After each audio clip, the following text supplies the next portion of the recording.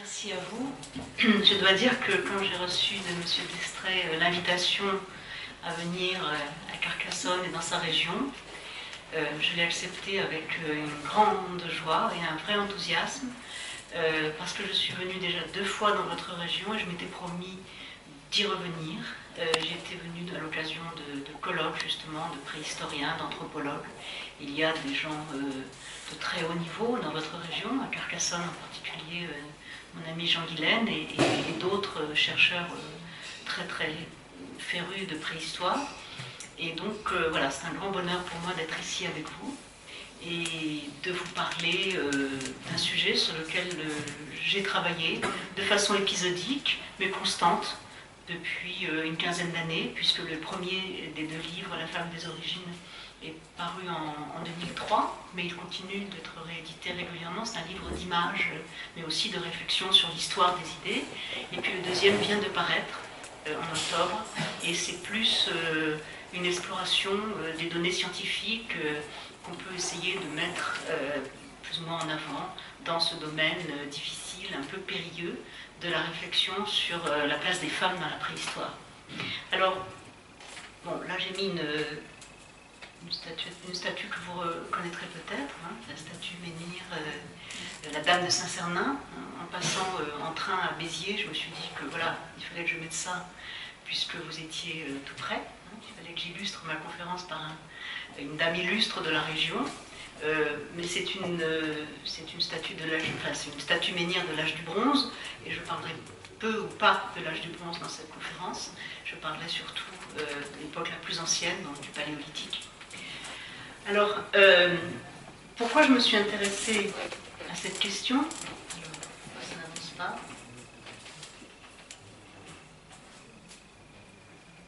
Voilà, je vais faire ça. Voilà. Ça ne marche pas. Suivant. Ah, elle est immobile, ma femme. Je ne sais pas pourquoi.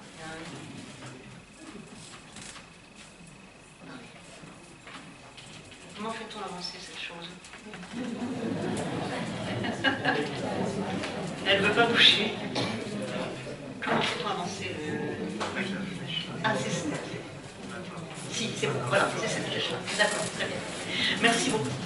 Et donc, voilà, je me suis intéressée en général aux sciences de la préhistoire. Je suis de formation plutôt historienne des sciences, et j'ai fait aussi des études de sciences elles-mêmes, c'est-à-dire de paléontologie, d'archéologie préhistorique. Et je me suis beaucoup intéressée à la manière dont ces sciences, en particulier, construisaient leurs preuves et construisaient le savoir qu'elles nous donnent à connaître. Hein, d'où viennent toutes ces images qu'on a de la préhistoire, d'où viennent tous ces savoirs, alors que les éléments qu'on en a sont si minuscules, si dispersés, si fragmentaires. Et en particulier, donc, cette question des femmes, ou en tout cas des femmes et des hommes de la préhistoire, eh bien, elle ne s'était pas tellement posée à moi avant, il y a une quinzaine d'années, une série de voyages que j'ai fait aux États-Unis, où je me suis rendu compte que la question de la place des femmes dans la préhistoire était un sujet, un vrai sujet de réflexion, et même un sujet considérable, sur lequel de très nombreux livres avaient été publiés et continuaient à être publiés. Et donc je me suis aperçue qu'il y avait là-bas tout un courant, qui est d'ailleurs un courant militant en quelque sorte, féministe, hein, qui a voulu mettre l'accent sur le fait que jusque-là, la préhistoire était très machiste. On parlait des chasseurs, des hommes, de l'homme préhistorique avec un grand H, mais en fait c'était toujours l'homme avec un petit H qu'on désignait, et que les femmes avaient été oubliées au point où elles étaient un peu reléguées à toutes sortes de stéréotypes, de lieux communs qui n'avaient rien à voir probablement avec la réalité de ce qu'elles étaient, de ce qu'elles vivaient. Et donc j'ai mené cette réflexion pour moi-même avec ce que je savais de la préhistoire en France. Et j'ai compris que, au fond, pendant longtemps, pour faire de la science, pour faire des sciences de la préhistoire, eh bien, on pensait qu'il fallait être objectif. Et pour être objectif, il fallait parler d'objets, hein, des cailloux, hein, des os, etc. Et donc, pendant très longtemps, les préhistoriens sont des gens qui ont classé avec beaucoup de rigueur, décrit avec beaucoup de précision des silex taillés, des ossements, des dents, etc. Et les interprétations les modèles d'interprétation qui étaient si courus aux États-Unis n'avaient pas une grande place en France. On préférait faire des statistiques pour montrer la distribution de telle ou telle sorte d'outils, etc. Mais on n'allait pas beaucoup plus loin et on évitait ce qu'on appelait l'idéologie, l'interprétation. Mais tout en voulant éviter l'idéologie et l'interprétation, eh bien, on était quand même confronté à des idées toutes faites, à des idées reçues, qui finalement circulaient sans grande réflexion. Et si on regarde l'iconographie de la préhistoire, dans les livres du XIXe siècle, mais aussi dans les manuels scolaires et dans tout ce qu'on voit plus ou moins vulgarisé sur la préhistoire, eh bien on voit qu'on a affaire à des images extrêmement pauvres et extrêmement stéréotypées des femmes. Et les archéologues, quant à eux, disaient que la femme est invisible, on ne la voit pas, on ne peut pas distinguer, si on voit un silex taillé, on ne peut pas distinguer si c'est un homme ou une femme qui l'a fait, qui l'a utilisé, donc elle est invisible. Et en fait, on laissait place à toutes sortes de fantasmes non critiqués. Et donc, c'est à partir de cette constatation qu'on peut aborder ce sujet, et à partir aussi du fait qu'aujourd'hui, de plus en plus, les préhistoriens, et depuis une bonne dizaine, quinzaine d'années, les préhistoriens commencent à vraiment insister sur le fait que la préhistoire est une science, doit être une science sociale, une science de la société, et pas seulement une science descriptive et classificatrice.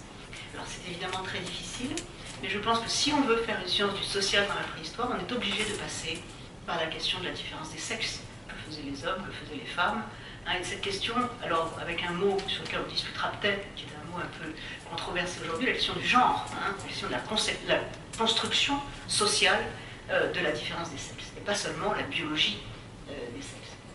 Et donc, c'est en m'armant de ces questions que j'ai abordé ce sujet, et je me suis aperçue au fond que ces récits et ces images, on pouvait un peu les classer en deux types.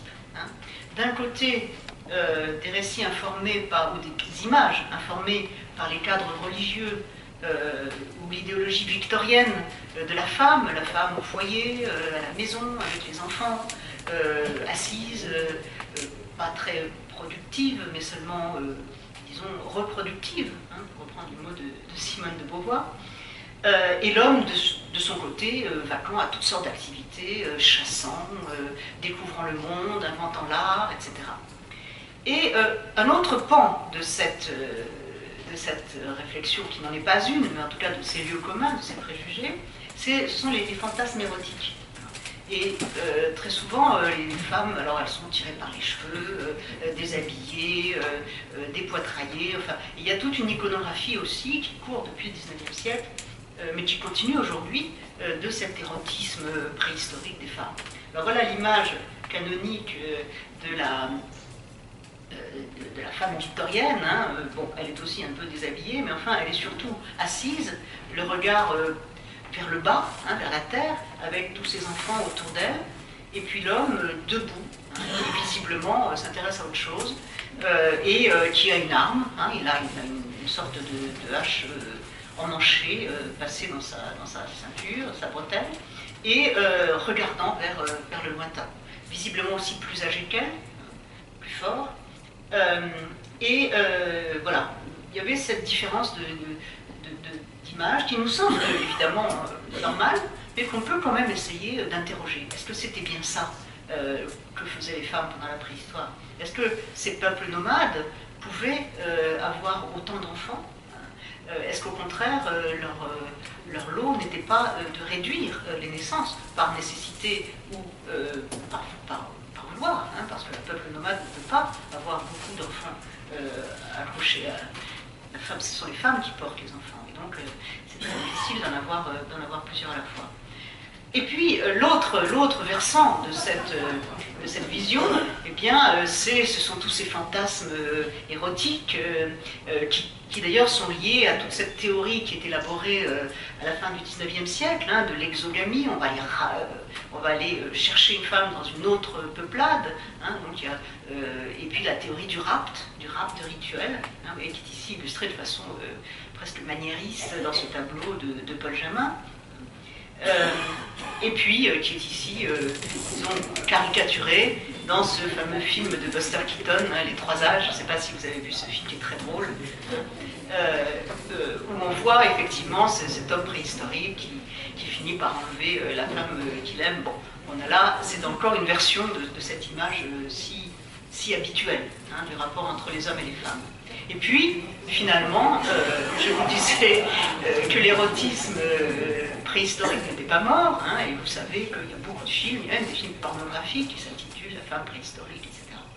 Et là, c'est Raquel Welch avec sa plastique tout à fait magnifique, très déshabillée évidemment, qui illustre encore une fois ce versant-là de l'image de la femme préhistorique. Alors, est-ce que c'était bien ça, les femmes de la préhistoire? Est-ce qu'il ne faut pas essayer de penser les choses un peu au-delà des stéréotypes? Et est-ce qu'il ne faut pas essayer de repenser et de réévaluer la place respective des femmes et des hommes dans la préhistoire la plus ancienne, au paléolithique? Et évidemment, le même travail est à faire dans la préhistoire la plus récente, au néolithique, mais je vous ai dit que je n'allais pas en parler, parce que j'ai déjà énormément de choses à vous dire aujourd'hui. Et donc, voilà, je parlerai essentiellement du paléolithique. Alors, une première chose à faire, c'est évidemment de débusquer, de critiquer ce qu'on appelle l'androcentrisme, c'est une autre façon de dire le machisme, des perspectives traditionnelles en archéologie. Bon, pendant très longtemps, c'était des hommes, hein, qui faisaient l'archéologie préhistorique, ce pas des femmes. Et finalement, je vous ai parlé des États-Unis, ça a commencé à s'ouvrir à la problématique des femmes quand justement les femmes sont entrées à l'université et se sont mises à devenir elles-mêmes des chercheurs dans les années 60. Il y a eu toute une génération de femmes extraordinaires, des femmes comme Jane Goodall, par exemple, qui s'est intéressée aux singes, des femmes comme Adrienne Zillman, qui était une archéologue, enfin, toute une génération qui a justement voulu redresser un peu cette perspective. Et puis, donc, au-delà de l'androcentrisme, il y a aussi peut-être des idées toutes faites qu'il faut essayer de dénoncer, des sortes de mythologie de la femme préhistorique. On essaiera d'en voir quelques-unes. Et puis, au-delà même de cette dénonciation, de cette critique, il faut aussi être positif, hein, et essayer de trouver les femmes. Où est-ce qu'on peut les trouver? Comment est-ce qu'on peut comprendre quels étaient leurs rôles, quelle était leur place dans ces sociétés de la préhistoire? Alors, comment est-ce qu'on peut les trouver? Alors, il y a des recherches traditionnelles en archéologie préhistorique, qui sont des recherches de terrain. On va chercher des fossiles, on va chercher des objets, des artefacts, des pierres taillées par exemple.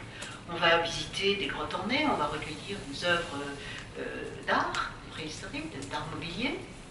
Il y a aussi tout un ensemble de techniques plus récentes qui ouvrent de nouvelles perspectives pour la réflexion sur ces questions. En particulier ce qu'on appelle l'expérimentation, c'est le fait pour les préhistoriens de fabriquer eux-mêmes des objets, hein, en essayant de retrouver par leurs gestes les gestes des hommes et des femmes de la préhistoire, de voir comment ils procédaient pour faire cela, et on peut tirer beaucoup de conclusions de cette étude, aussi des traces qu'on trouve sur les outils et sur les objets manufacturés, les traces qui nous expliquent, si on les interroge bien, la manière dont ces objets ont été fabriqués, utilisés, etc. Et donc, nous verrons que des conclusions peuvent être amorcées, des hypothèses peuvent être engagées à partir de là. Mais il y a aussi évidemment tout le très grand versant de la biologie moléculaire. Et vous savez qu'aujourd'hui, on parle énormément de conclusions qui peuvent être tirées de l'étude de l'ADN ancien. Vous savez qu'on arrive maintenant à extraire de l'ADN d'Homo sapiens anciens, mais aussi de Néandertaliens anciens. Bon, ça, la temporalité est quand même réduite à quelques centaines de milliers d'années, mais enfin, on arrivera certainement de plus en plus à tirer des conclusions très importantes aussi sur la différence des sexes de cette étude de l'ADN. Et puis, il y a toutes les techniques d'imagerie qui permettent d'étudier de façon de plus en plus subtile les traces, les objets, la manière dont ils sont fabriqués, la manière dont les ossements sont découpés, etc., qui peuvent aussi nous donner toutes sortes de détails intéressants. Alors, un autre lieu intéressant d'un point de vue méthodologique, là j'essaie de vous donner quelques points méthodologiques pour comprendre comment on va procéder, ce sont les modèles ethnographiques. Alors, vous savez que pendant très longtemps, à la même époque où on racontait que les femmes étaient emportées, tirées par les cheveux, etc., on a fait aussi un modèle qu'on appelait l'évolutionnisme culturel. On vous expliquait qu'il y avait une sorte d'évolution des cultures qui partait de la préhistoire jusqu'au présent, et puis il y avait des sociétés sauvages, actuelles, qui en étaient un peu restées à la préhistoire. Et donc, c'était une sorte d'image aujourd'hui très dénigrée, très critiquée des peuples non européens. Mais en tout cas, on disait que en regardant ces peuples sauvages, on pouvait comprendre les peuples de la préhistoire. Et donc, évidemment, cet usage-là du modèle ethnographique est un usage tout à fait idéologique qui peut être fort critiqué, et qui l'a été.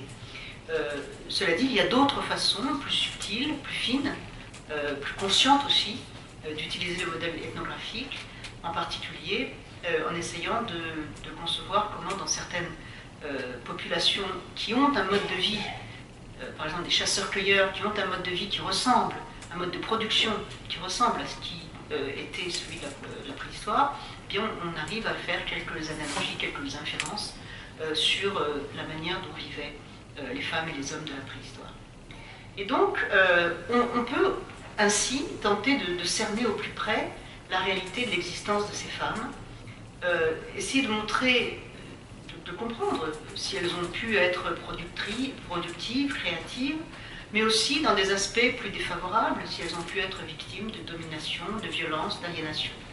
Évidemment, il ne s'agit pas d'aller tout à fait dans un sens ou tout à fait dans l'autre, il faut être nuancé. La préhistoire n'a jamais été un âge d'or absolu, elle n'a pas été non plus un âge de violence absolue, mais il faut justement essayer, à travers des recherches précises et subtiles, d'ouvrir ce genre de questions. Et puis aussi, alors là c'est un autre pan d'interrogation possible, de comprendre leur système symbolique, en particulier comme il est livré par l'art préhistorique, l'art paléolithique, qui commence il y a à peu près 40 000 ans, et qui nous donne beaucoup d'images de femmes. Alors ces images sont évidemment à interpréter, à comprendre. Voilà. Donc vous voyez, il y a toute une palette de questions qu'on peut poser, qui ne sont pas des questions faciles, mais qui peuvent se nourrir de techniques, soit des techniques traditionnelles, soit des techniques plus récentes, et qui peuvent essayer donc, qui peuvent tenter de trouver des chemins pour percevoir la place des femmes dans la préhistoire. Alors, je vous ai parlé d'ossements. Alors on peut se demander si les paléontologues sont capables de discerner des femmes par rapport aux hommes. Alors, vous avez tous entendu parler de Lucie. Vous savez que Lucie a été trouvée en 1974 en Afrique de l'Est, enfin en Éthiopie, et donc elle a été curieusement tout de suite, le moment même de sa découverte, le soir même de sa découverte, baptisée Lucie. Alors c'est assez étrange, on se demande pourquoi, dans la mesure où elle avait été trouvée en miettes. C'est des tout petits morceaux d'eau qui avaient été recueillis, puis qui ensuite ont été assemblés de façon assez fine, mais le soir même de la découverte, on n'avait pas vraiment de raison de savoir si c'était un homme ou une femme. Pourquoi? Parce que les éléments qui permettent de discerner un homme d'une femme, ils sont deux. C'est soit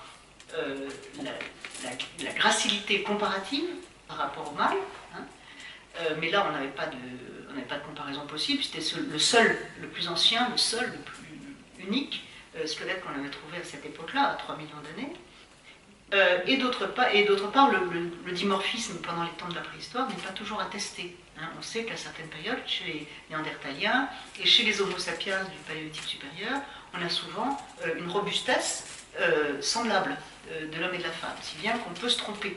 Hein. C'est pas toujours évident de distinguer les deux. Alors, pour les périodes les plus anciennes, on peut essayer de deviner, mais ça reste quand même assez fragile et influencé par des idées reçues et des préjugés.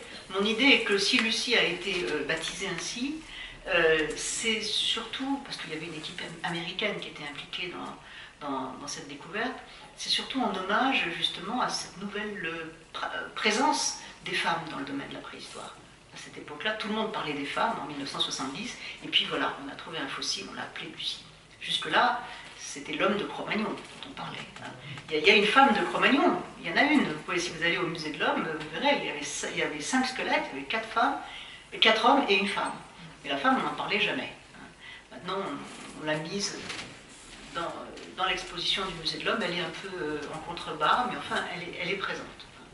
Donc c'est pour vous dire que Lucie, c'était quand même une révolution d'appeler une femme, d'appeler un fossile humain féminin et le mettre en avant comme elle a été. Alors, évidemment, il y a des possibilités plus aisées d'identifier des squelettes lorsqu'il s'agit de sépultures, mais on se trompe quand même. Il y a par exemple un fossile qui a été identifié dans une sépulture à Menton, on l'a appelé l'homme de Menton. C'était un fossile assez robuste, un squelette assez robuste, avec toutes sortes d'ornements, des coquillages, et puis des offrandes qui étaient déposées. Et on a dit, voilà, c'est un chef qui a été enseveli. Et puis, dans une sépulture du même genre, en Italie, pas très loin de l'endroit où elle a été trouvée, on a trouvé une sépulture presque identique, et puis il y avait, à l'intérieur du ventre, il y avait encore un fœtus. Et on s'est aperçu que c'était une femme. Bon. Et là-dessus, on s'est mis à relire évidemment l'homme de Menton, et on a compris que c'était pas du tout un homme, c'était une femme. Maintenant, elle s'appelle la dame du Cavillon. Voilà, elle a changé de nom. Voilà, donc il y a, c'est pas évident, mais quand on arrive à faire cette distinction, en particulier pour les choses les plus récentes, par exemple dans les cimetières néolithiques, et on arrive à effectivement poser les problèmes de façon beaucoup plus précise et faire des différences anatomiques, pathologiques, dans les activités, dans les positions sociales, etc. Alors, je parlais tout à l'heure de la biologie moléculaire, et c'est vrai que quand on a la chance, et cette chance elle est rare, de pouvoir extraire l'ADN nucléaire sur un fossile, eh bien là, on peut effectivement distinguer la femme et l'homme. Ça a été le cas, par exemple, d'un fossile tout à fait extraordinaire et tout à fait improbable, qui a été trouvé dans une grotte russe à Denisova. On a trouvé un tout petit morceau de phalange, et comme on trouvait là des sapiens, des néandertaliens, les archéologues russes ont dit on ne sait pas ce que c'est, et ils l'ont donné au laboratoire de Leipzig, qui étudie l'ADN ancien, et le laboratoire de Leipzig a trouvé que l'ADN avait été conservé d'une façon absolument extraordinaire, on pouvait tout lire. Et en particulier le fait que c'est d'une fillette aux cheveux bruns et aux yeux noirs. Donc vous voyez, et il y avait bien d'autres choses encore qui ont été tirées de ce fossile de Denisova, mais ça demanderait une autre conférence. Donc on peut effectivement avoir comme ambition de faire ce partage à travers l'étude de l'ADN. Bon, ce sont des études qui vont très très vite aujourd'hui, qui progressent en mois même. Mais peut-être qu'un jour on arrivera à identifier tous les fossiles qu'on connaît jusqu'au paléolithique moyen comme étant féminin ou masculin. Mais pour le moment, encore sont rares ceux qui ont pu être passés dans ce genre d'études. Alors, évidemment, l'étude de l'ADN ancien permet d'autres renseignements, en particulier se renseigner sur les hybridations possibles. Alors, vous savez qu'on sait qu'il y a eu des hybridations entre néandertaliens et sapiens, mais même sur les modalités de cette hybridation, et il semblerait que, d'après les données de la génétique de l'ADN ancien, cette hybridation était plutôt dans le sens d'hommes sapiens avec des femmes néandertaliennes, plutôt que l'inverse, parce que il y a des problèmes dans la rencontre du chromosome Y et puis des gènes des femmes sapiens. Donc on peut arriver à des conclusions assez fines à travers ces études moléculaires qui restent encore aujourd'hui très partielles, rares, mais qui certainement vont beaucoup se développer dans l'avenir. Alors il y a aussi, évidemment, je parlais tout à l'heure des objets, des outils, il y a aussi les preuves archéologiques, et on peut essayer d'interroger les outils et toutes sortes d'objets qui ont été ramassés et qui généralement sont identifiés de façon indifférenciée comme étant fabriqués et utilisés par des hommes. Alors, bon, je reviendrai là-dessus tout à l'heure. Et il y a là tout un ensemble de questions qu'on peut essayer de poser, comme à ces nombreuses figurations féminines dont j'ai parlé, et qui représentent soit une partie du corps des femmes, la vulve par exemple, le sexe des femmes, ici, dans cette image qui vient de la grotte Chauvet, hein, ou même le dessin peint d'un bas du corps d'une femme, ici. On trouve aussi sur une sorte de stalactite rocheuse dans la grotte Chauvet, mais aussi des gravures, mais aussi des représentations sculptées en ronde de bosse, ou des statuettes. Et il y a tout un ensemble d'objets, dont j'essaierai de vous montrer quelques-uns tout à l'heure, qui figurent des femmes. Alors on peut interroger ces objets, c'est un corpus tout à fait fascinant et important, le problème restant de le faire parler. Est-ce que ce sont des représentations réalistes? Est-ce que ce sont des représentations complètement symboliques, qui ne représentent pas du tout des femmes, mais une idée? Il y a toute une palette de questions qu'on peut poser. Alors les trois questions auxquelles je vais m'attacher ici sont les suivantes. La première, c'est la question de la reproduction. Bon, il est clair que ce sont les femmes qui portent et qui mettent au monde les enfants, et donc il y a cette question de la reproduction qu'il s'agit de comprendre et d'interroger si on veut essayer de comprendre comment se distribuer les tâches dans les sociétés préhistoriques. Le deuxième point sera la question de la division sexuelle du travail. Est-ce qu'on peut essayer, à travers ces différents indices dont j'ai parlé, de percevoir comment les tâches se divisent entre les hommes et les femmes dans ces sociétés paléolithiques? Et enfin, la question des pouvoirs, du pouvoir ou des pouvoirs réels ou symboliques, respectifs des femmes et des hommes dans ces sociétés. Vous voyez, ce sont des très grandes questions. Bon, je vais essayer d'aller assez vite. Mais il y a beaucoup de choses à dire et à étudier là-dessus. Alors la première chose dont je voulais parler, c'est le rapport des femmes et de la reproduction. Alors il ne s'agit pas de faire une physiologie de la reproduction, ou de parler juste de la biologie de la reproduction, mais c'est de comprendre comment la sexualité et la reproduction engagent des formes sociales, engagent des rôles sociaux. Il y a quelqu'un qui a bien parlé de cela, et très tôt, dans le 19e siècle, enfin, à la fin du 19e siècle, c'est Darwin. Vous savez que Darwin a écrit, en plus de son livre sur l'origine des espèces, où il ne dit rien sur l'évolution humaine, parce qu'il était très prudent, il a écrit un deuxième livre en 1871, qui s'intitule The Descent of Man, ça veut dire la filiation de l'homme, l'origine de l'homme. Et dans ce livre, ça s'appelle la filiation de l'homme et la sélection sexuelle. Et dans ce livre, il développe l'argument que chez tous les animaux, les êtres sexués, il y a une partie des caractères des mâles et des femelles qui proviennent d'une sorte de choix.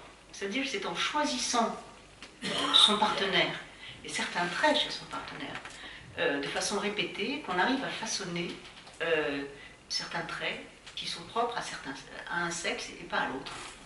Et il dit par exemple, regardez chez les oiseaux, hein, c'est très clair, les mâles sont très décorés, souvent, regardez le paon par exemple, alors que la femelle est très terne. Souvent les mâles chantent très bien, alors que les femelles ne chantent pas. Et il est clair là que ce sont les femelles qui choisissent les mâles les plus à leur goût. Et du coup, les mâles rivalisent de beauté et de champ artistique pour séduire les femelles. Il y a d'autres espèces dans lesquelles ce sont des grands bois très volumineux avec lesquels les animaux mâles se battent justement pour conquérir, se battent entre eux pour conquérir les femelles. Alors qu'est-ce qui s'est passé dans l'espèce humaine, dans le genre humain et dans l'espèce humaine? Alors, il dit qu'il y a effectivement certains traits chez nous qui ne semblent pas avoir un sens évolutif, biologique particulier, mais qui existent comme des traits différentiels entre l'homme et la femme. Par exemple, le port de la barbe et de la moustache. Enfin, tout le système pileux, d'ailleurs, le fait que les hommes aient un système pileux plus développé, barbe, moustache, que les femmes sont généralement beaucoup plus glabres que les hommes. Et ces traits procéderaient de la sélection sexuelle, et en particulier au temps les plus anciens de l'histoire de l'humanité, de cette sélection des hommes par les femmes. C'est les femmes qui auraient façonné à la fois donc, ces caractères extérieurs, mais aussi chez les hommes la capacité de les défendre, d'être plus forts, d'être plus courageux, etc. Et d'un autre côté, donc, ce que raconte Darwin dans ce livre, alors il y a un passage un peu pas très net, mais il semble bien qu'il y a un moment où les choses changent, parce que les femmes, à force de sélectionner toujours des partenaires très forts et très costauds, eh bien, finalement, ont vu ces partenaires prendre le pouvoir et se mettre à les choisir eux-mêmes, à les dominer. Et c'est ainsi que les hommes ont choisi de façon répétée le charme, la beauté, enfin, toutes les qualités de tendresse, etc., qui caractérisent, selon Darwin, la féminité. Donc, il y aurait, donc, dans cette activité, au fond, de choix, hein, qui est une activité pas forcément d'origine, qui est à l'origine biologique, mais qui peut se distribuer aussi dans des formes sociales, en quelque sorte, il y aurait déjà une réflexion possible sur la reproduction humaine. Alors, il y a un deuxième point sur lequel je voudrais insister, sur lequel Darwin ne parle pas du tout, mais les anthropologues d'aujourd'hui en parlent beaucoup, c'est la question de la perte des signes visibles de l'œstrus. Ça, c'est un caractère physiologique des femmes qui est tout à fait particulier. Qu'est-ce que c'est? C'est le fait que dans notre espèce, et probablement dans notre genre auquel nous appartenons, le genre Homo, depuis longtemps, il n'y a pas, comme chez la plupart des singes, des primates, des autres primates, il n'y a pas de période d'ovulation visible. Il n'y a pas de période de rut qui font que la sexualité est possible à certains moments, comme par exemple chez les chimpanzés. Il y a par exemple des couleurs de la vulve ou des odeurs qui se dégagent, etc., qui induisent donc des comportements sexuels chez les mâles qui vont donc essayer de copuler avec les femelles. Or, chez nous, c'est pas le cas. Ça ne veut pas dire que l'ovulation n'existe pas. Ça veut dire qu'elle est cachée. Et elle est cachée parce que, alors, une des explications possibles de ce caractère serait parce que nous sommes bipèdes et que la bipédie, en quelque sorte, masque les signes visibles de la vulve, les odeurs, etc. Quand on est redressé, c'est des choses qui ne se perçoivent plus.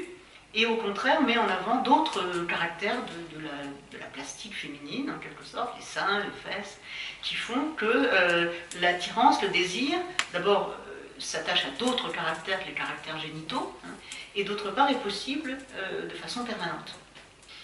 Et donc, cette perte des signes visibles de l'œstrus, ce serait un caractère très important qui aurait induit chez nous cette possibilité d'une sexualité permanente. C'est quand même quelque chose. Vous y pensez. C'est pas une fois de temps en temps, c'est tout le temps que c'est possible. Et donc, les anthropologues ont beaucoup réfléchi là-dessus, et en particulier mon collègue Maurice Godelier, qui est un grand anthropologue qui a beaucoup travaillé autour de ces questions, explique que c'est probablement cela qui explique, d'où résulte l'apparition des normes et des règles de la sexualité. Si la sexualité est possible tout le temps, partout, avec tout le monde, etc., eh bien, il y a cette nécessité de la régler, de la normer, de mettre des interdits. Et mettre, par exemple, les interdits de l'inceste. Et on sait que les anthropologues, comme Lévi-Strauss, nous expliquent que l'interdit de l'inceste est très largement, est universel dans l'humanité. Donc, il y a un phénomène physiologique, la perte des signes visibles de l'œstrus, mais il y a un phénomène social qui est la construction de la parenté, la construction de la famille et la construction des règles qui gèrent le groupe. Voilà. Et donc peut-être que cette perte des signes visibles de l'œstrus est une des clés pour comprendre le comportement sexuel et social humain. Alors un autre trait qui est lié à cela sans doute, qui est en rapport avec les caractéristiques de la sexualité humaine et aussi de l'anatomie humaine, c'est le fait que l'enfant naît inachevé. Vous savez que l'enfant, contrairement à beaucoup de mammifères, l'enfant humain ne peut pas subvenir à ses propres besoins avant un certain temps. Même quand il naît, il n'est pas du tout fini. Il doit encore être materné pendant très très longtemps, enfin pendant assez longtemps. Et donc, une des explications de cet inachèvement de l'enfance serait encore une fois le fait qu'avec la bipédie et le rétrécissement du bassin, pour que l'enfant puisse passer dans cet orifice, il ne faut pas qu'il soit complètement, que le crâne soit complètement terminé. Et donc, il y a cette naissance précoce, en quelque sorte prématurée. Et il y a aussi cette difficulté pour les femmes d'accoucher, qui fait que la naissance, l'accouchement est un moment difficile, dangereux, qui induit en particulier un taux de mortalité élevé pour les nouveau-nés et les mères. Donc l'enfant non fini est longtemps incapable de pourvoir à sa survie et à sa subsistance, et il nécessite des soins et il nécessite une longue éducation. C'est tout cet ensemble de traits qui fait, au fond, la spécificité humaine, en particulier cette longue durée de l'éducation, et ce long attachement à la mère. Alors si on pense à cette question de la grossesse, de la maternité, à cette question donc à la fois de la mise en avant, mais aussi des dangers de la naissance, eh bien, on peut penser à toutes sortes d'images qui représentent dans l'art paléolithique ces femmes enceintes. Vous voyez par exemple ici cette fameuse Vénus en bas-relief de l'Ocel. Elle a la main posée sur le ventre, comme une femme enceinte souvent. Et puis elle porte à la main une corne qui peut être une lune, avec des stries. Il y a 13 stries, dont on a dit que c'était peut-être un calendrier lunaire, un calendrier obstétrical, un calendrier de grossesse. Donc il y a cette thématique de la grossesse qui est figurée dans les images paléolithiques qui représentent des femmes. Et puis il y a aussi toutes ce qu'on appelle des Vénus, qui sont souvent très schématiques, qui sont toutes petites. Les Vénus de Grimaldi, elles font à peine 5 cm, et qui représentent des femmes enceintes avec un gros ventre, comme ici, la polychinelle. Donc il y a une espèce de présence dans cette petite statuette de ce thème de la grossesse qui a fait dire qu'il s'agissait probablement d'amulettes qui étaient peut-être utilisées comme protection de ce moment difficile, pénible et parfois dangereux qu'est la grossesse et l'accouchement.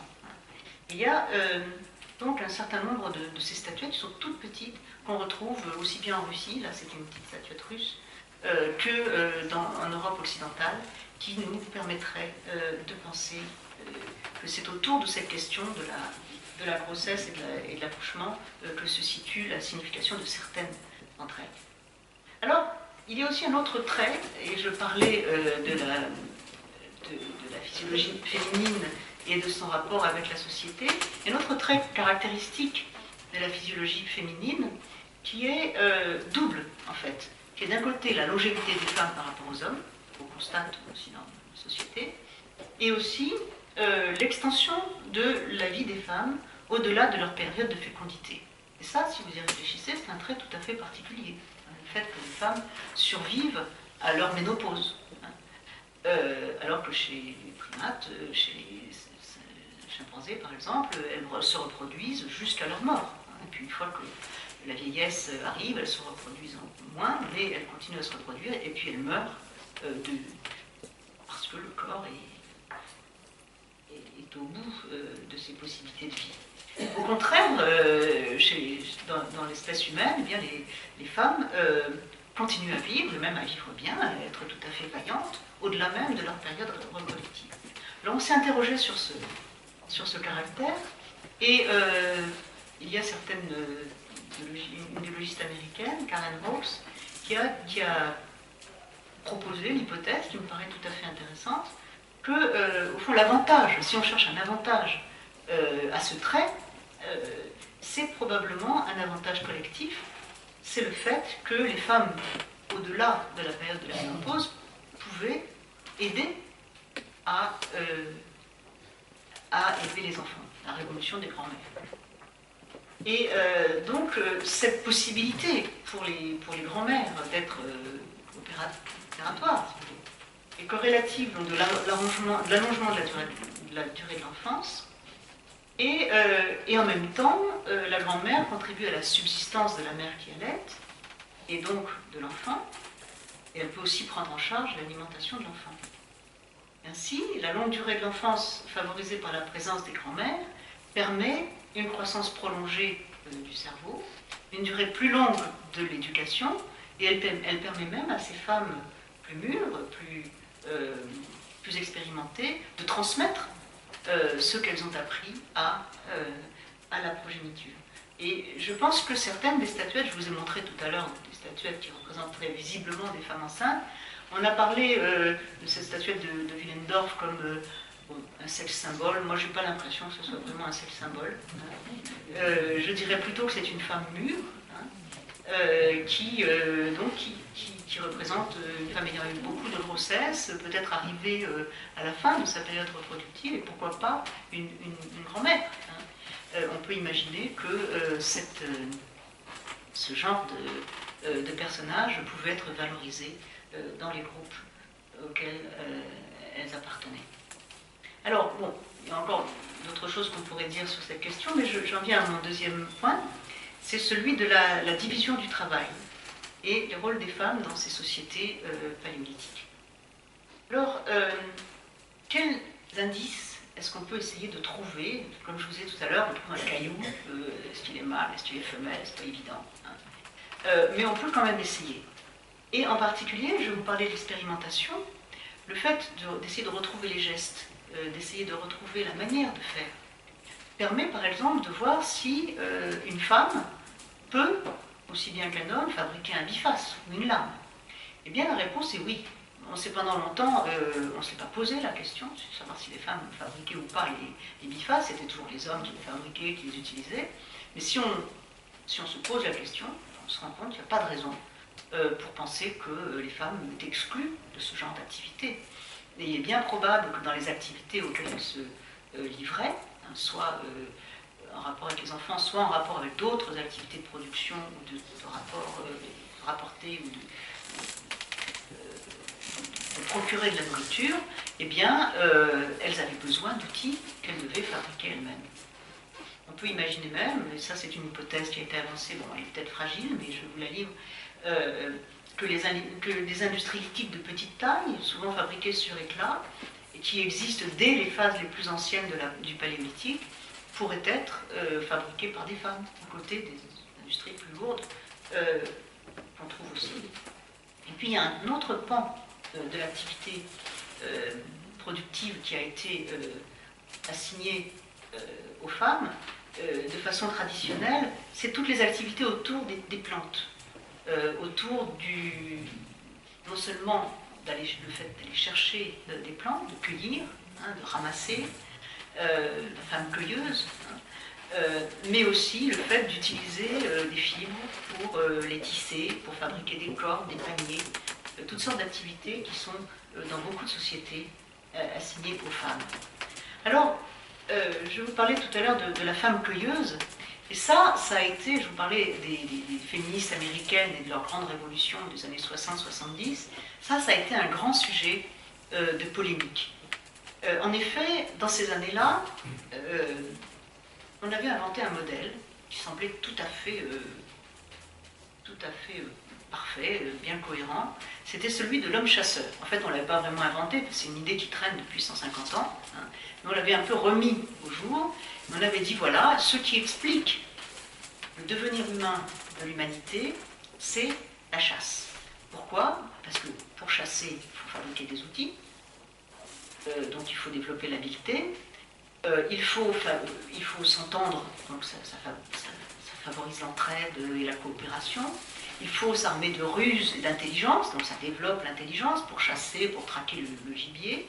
Et puis, il faut partager le résultat de la chasse, donc ça favorise le sentiment du partage.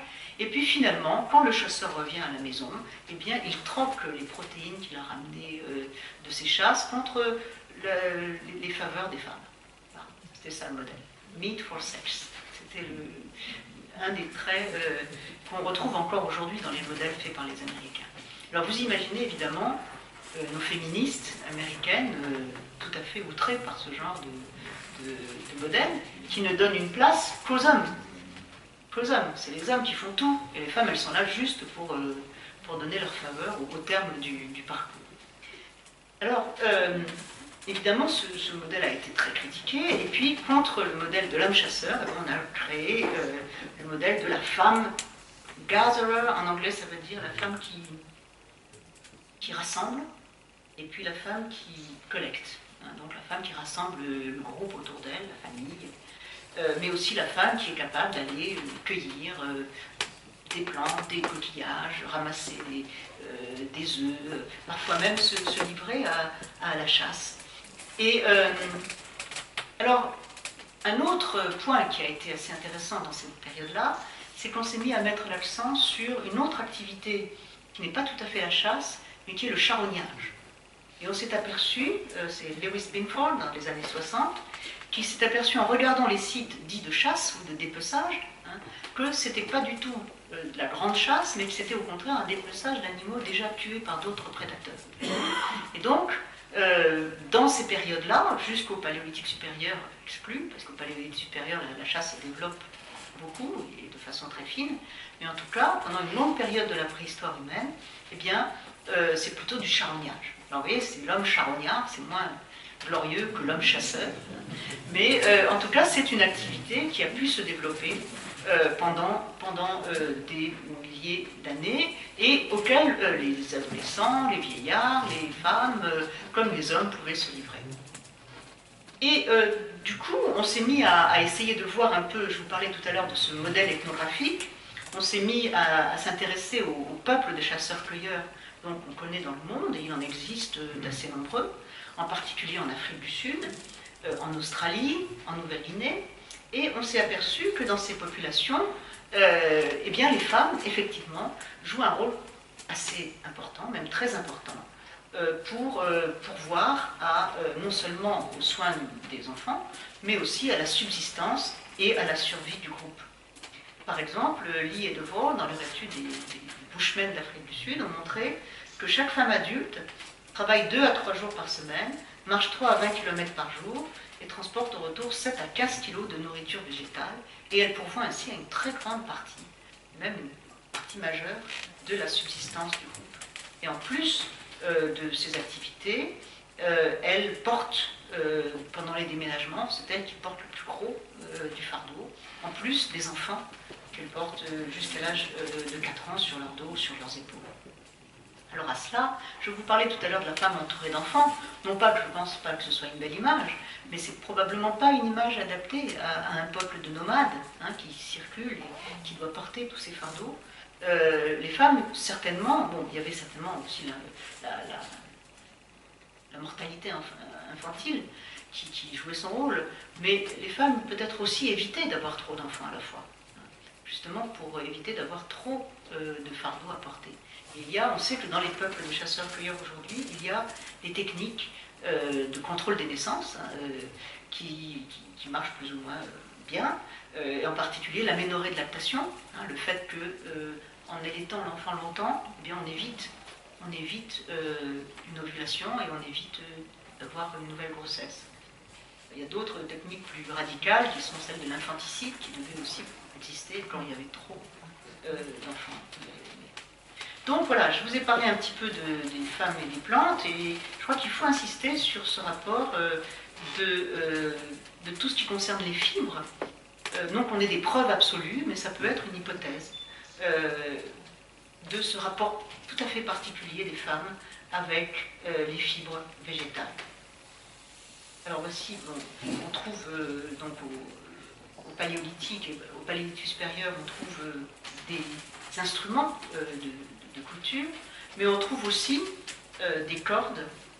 Et vous savez qu'on a trouvé à Lascaux il y a déjà assez longtemps, dans les années 50, une corde à 2 brins de 7 mm de diamètre, qui était probablement utilisée pour les échafaudages qui ont dû être construits. Mais on a d'autres témoignages plus récents, et par exemple cette extraordinaire impression de textile dans une argile durcie, à Dolní Věstonice en Moravie, qui a été découvert en 1997 et qui donne une impression de fibres tissées d'une façon très, très savante et très, très fine. Mais il y a aussi toutes ces statuettes qu'on connaît qui portent la trace de fibres, de filets, de textiles. Par exemple, la fameuse Vénus de Bras-Saint-Pouy, qu'on appelle la dame à la capuche. Alors, est-ce que c'est une capuche? Est-ce que c'est des nattes? Ou est-ce que c'est un filet qu'elle porte, une espèce de résille qu'elle porte sur la tête? Ça pourrait être un témoignage de l'existence de ces filets. Voici, par exemple, la Vénus de l'Espugue, qui a, dit-on, un pagne. Hein, elle a une espèce de quelque chose là qui est tissé probablement comme une espèce de pagne de robe, enfin de jupe qui est attachée sous ses fesses. Alors bon, on sait que cette statuette elle est ambiguë, puisque si on la renverse, ça représente aussi des cheveux. Donc il y a toute une ambiguïté, je n'en parlerai pas aujourd'hui, mais c'est aussi quelque chose de fascinant dans l'art paléolithique, toutes ces lectures qu'on peut faire, des lectures différentes, qui ne sont pas exclusives les unes des autres d'ailleurs. Et puis voici par exemple cette statuette de Castionne qui est en Russie, où on voit très nettement, hein, c'est une statuette de calcaire, en pierre calcaire, où on voit très nettement le travail des fibres sur cette sorte de textile qu'est la surelle, de corde, alors qui est un peu mystérieuse. On a parlé du soutien-gorge, ça paraît un peu vraisemblable. C'est peut-être un instrument pour porter les enfants, ou peut-être juste une parure. Mais en tout cas, ce qui est visible ici, c'est l'attention qui a été portée à ce travail très fin de la fabrication des fibres, ici associée à cette statuette féminine. Et puis, encore une, je vous parlais tout à l'heure de la grossesse, on a ici une statuette dont la tête et les jambes manquent, comme souvent, mais où on voit d'abord très bien qu'il s'agit d'une femme presque en train d'accoucher, hein, elle a le ventre sorti avec le nombril proéminent, et puis elle a passé autour de sa taille et autour des poignets aussi une sorte de cordelette dont certains ont pu dire qu'il s'agissait peut-être d'un instrument pour pousser au moment de l'accouchement. Et donc vous voyez, toutes ces fibres, tous ces objets associés à ces figures de femmes, et tellement soignés qu'on peut peut-être imaginer que l'activité qui consistait à les produire était une activité valorisée socialement. Voilà. Et peut-être même qui revêtait un certain prestige social. Alors, une autre question qu'on peut se poser, c'est la question de savoir qui est l'artiste. Je vous ai montré beaucoup d'images féminines, des choses sur les parois des grottes, mais il y en a beaucoup d'autres que vous connaissez, qui représentent des animaux ou des signes, toutes sortes de thèmes bien connus de l'art paléolithique. Et on peut se demander, pendant très longtemps, il était évident, encore une fois, que c'était les hommes qui avaient peint. Voilà, justement, je vous montre cette image ici, hein, due au même Paul Jamin que tout à l'heure. Hein, vous voyez l'artiste hein, qui peint ces animaux, et puis il y a autour de lui toute une cour féminine, à moitié nue, en train de l'admirer. Hein. Voilà. Donc, évidemment, les femmes sont beaucoup plus intéressantes que les animaux qu'il peint pour le peintre. Donc, pour le peintre qui peint la toile, pour Jamin, il y a deux peintres. Là.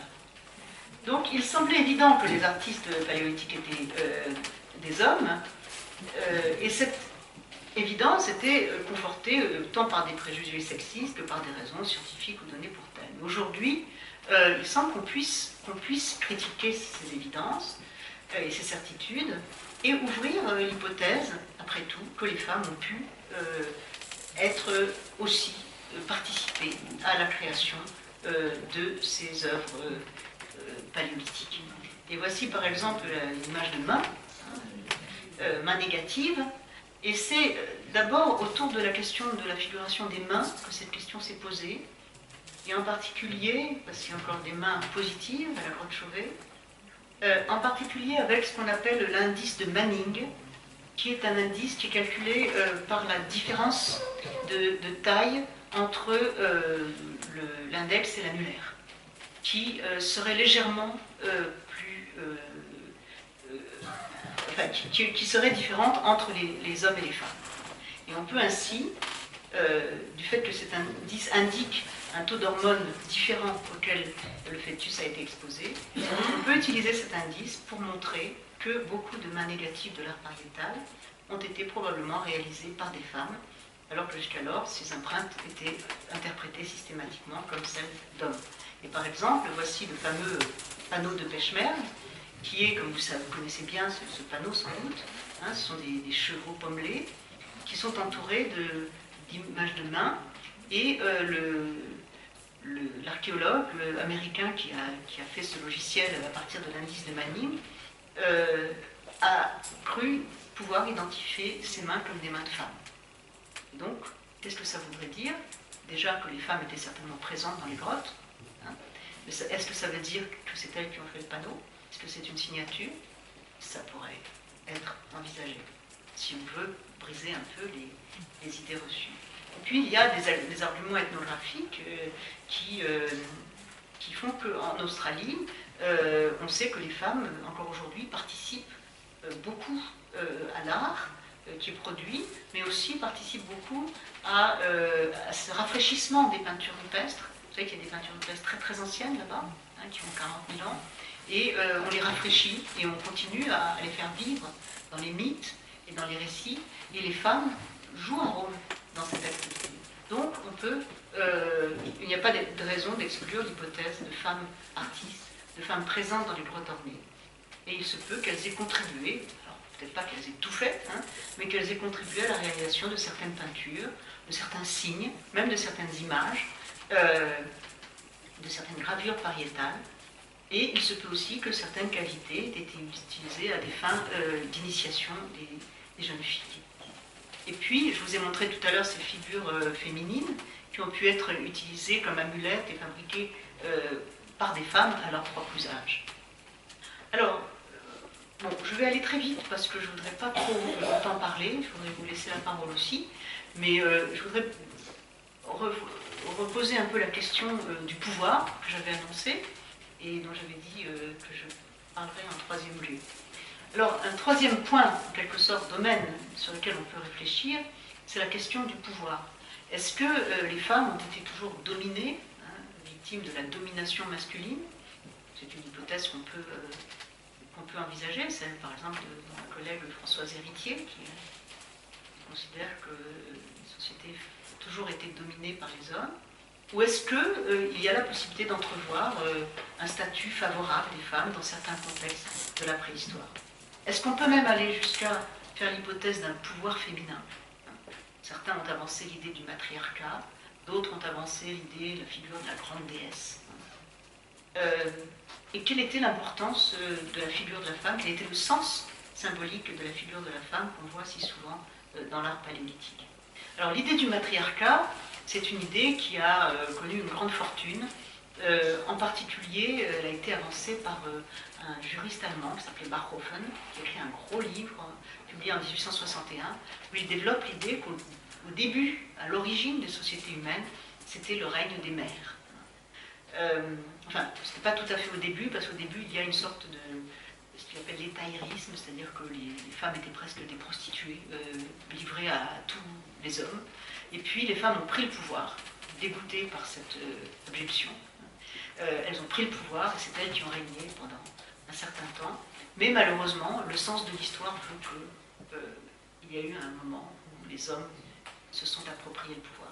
Et alors cette histoire-là que raconte Bachofen, bon, sur des preuves qu'on lui a beaucoup reprochées, c'est des preuves qu'il tire des mythes grecs, enfin ils sont pas très rigoureuses pour des historiens, mais en tout cas elle a été beaucoup exploitée par les anthropologues de son temps, ceux dont je vous ai parlé tout à l'heure, hein, qui faisaient cette espèce d'évolutionnisme culturel, hein, et qui aimaient bien mettre au début de l'histoire humaine de cette période matriarcale. Et par exemple, cette idée a circulé jusqu'en Russie, jusque dans la Russie soviétique, puisque, inspiré par Engels, qui lui-même s'était inspiré de Bachofen, les archéologues soviétiques, dans la première moitié du XXe siècle, ont fait l'hypothèse que les premières sociétés, le premier mode de production humain, était dominé par la figure de la mère et par la figure matriarcale. Et c'est ainsi qu'ils interprètent ces figures féminines qu'on trouve en Russie, mais aussi ailleurs, au début du Paléolithique supérieur. Alors cette idée matriarcale a été aussi reprise par les féministes, évidemment, de la génération dont je vous parle, mais elle a été aussi critiquée par la suite, comme un mythe. Et au fond, on sait aujourd'hui que le matriarcat n'existe nulle part, et probablement n'a jamais existé. Et c'est peut-être une histoire qu'on raconte, hein, pour justement prouver que qu'il est normal que les hommes aient maintenant le pouvoir. Hein. Les femmes l'ont eu dans le passé, et puis elles n'ont pas réussi.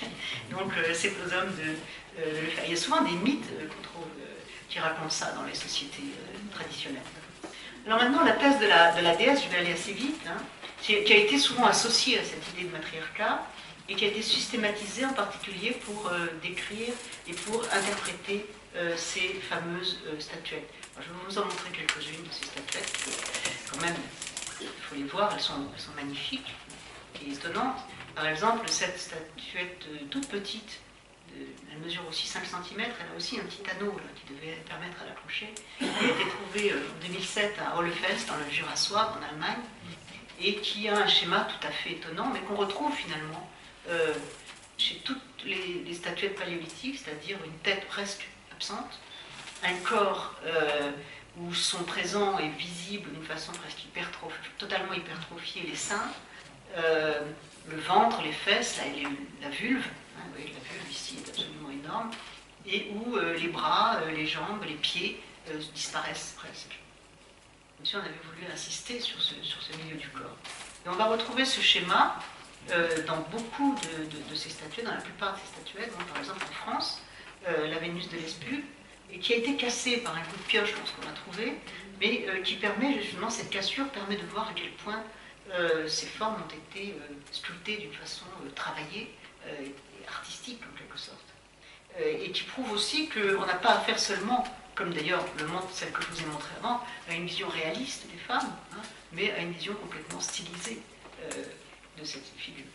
De même, voilà, en Slovaquie, la Vénus de Vellandorf que je vous ai montré tout à l'heure, les statuettes de Kastionki en Russie, et puis, alors ça, ce sont les statuettes graviciennes qui sont souvent assez imposantes, mais on retrouve au Magdalénien des silhouettes plus fines, plus graciles, mais encore des silhouettes féminines, comme cette Vénus impudique, qui a été la première statuette féminine trouvée au XIXe siècle, comme cette Vénus de Cireuil.